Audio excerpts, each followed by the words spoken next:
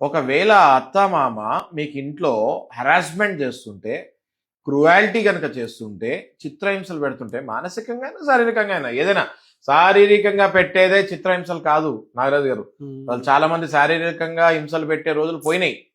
అంతా మైండ్ గేమ్లు ఆడుతున్నారు ఇప్పుడు అన్ని. అంత ఆల్ మైండ్ గేమ్స్.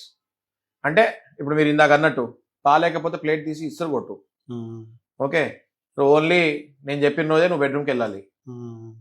అర్థమైంది కదా మీకు? ఇట్లాంటి మానసిక టెన్షన్లు, మానసిక ఒత్తిళ్ళు కోడళ్ళ మీద అత్తగారులు పెడతాం అన్నది మనం చూస్తూ ఉన్నాము. ఇలాంటి టైంలో భార్య వేరుకాపురం అడుగుతంలో తప్పే లేదు. అంటే మరీ డైవర్స్ తీసుకోకుండా అత్తమామ కాకుండా మేము వేరుగా ఉంటామండి, వీళ్ళ వల్ల మాకు నరకం అవుతుంది అని చెప్పేస్తే అప్పుడు ఆ కోడల మీద వేరు చేసినట్టు నిందలు రావు చట్ట ప్రకారం. అయితే వృద్ధానికి ఎవిడెన్స్ కావాలి. ఎందుకు వేరు కాపురం ఆడుతుంది అని ఒకవేళ జడ్జి గారు అడిగితే దానికి ప్రూఫ్ చూపించాలి, ఎవిడెన్స్ చూపించాలి.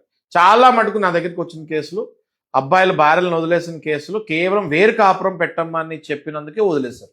నేను మా అమ్మ లేకుండా నేను బతకలేను, నేను మా అమ్మగారిని చూడకుండా నేను బతకలేను అని చెప్పేసి వేరు కాపులకు వెళ్ళిన సందర్భాలు చాలా ఉన్నాయి.